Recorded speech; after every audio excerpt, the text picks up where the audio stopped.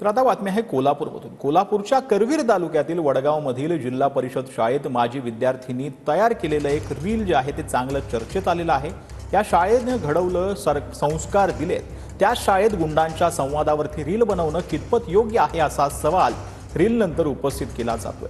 वडगाव जिल्हा परिषद शाळेत काही माजी विद्यार्थ्यांनी सिंघम चित्रपटातील गुंड जयकांत शिकरेच्या संवादावर रील बनवलं होतं। या रीलमध्ये काही तरुण गाडीतून उतरून वर्गात फिरतात आणि खुर्चीला लाथ मारतात। यानंतर रील व्हायरल झालं आणि शाळेच्या व्यवस्थापनावरती प्रश्नचिन्ह उपस्थित करण्यात आलेले आहे। यानंतर कोल्हापूर जिल्हा शिक्षण अधिकाऱ्यांनी संबंधितांवर कारवाईचा इशारा दिला।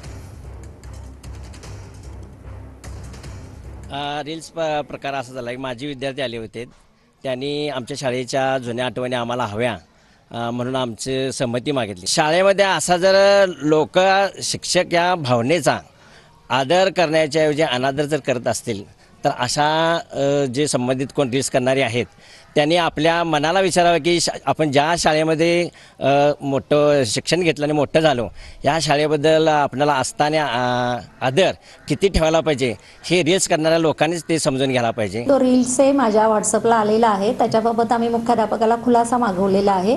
आता त्यांचा खुलासा आला की आम्ही इमिजिएटली कारवाई करणार आहोत। ॲक्च्युअली अशा शाळांची आम्ही परवानगी देत असतो वेगवेगळ्या संस्थांना। जर आमच्याकडे ॲप्लिकेशन केलं तर प्रबोधनात्मक असेल, सामाजिक काही असेल तर किंवा एखादं शूटिंगचा कंटेंट म्हणून शाळेचं शूटिंग दाखवणं गरजेचं असेल तर अशा वेळी आम्ही परवानगी देत असतो। तथापि या प्रकरणामध्ये आमच्याकडे कुठलीही परवानगी घेतलेली नाही आहे, त्यामुळेच आम्ही मुख्याध्यापकाचा खुलासा मागवलेला आहे।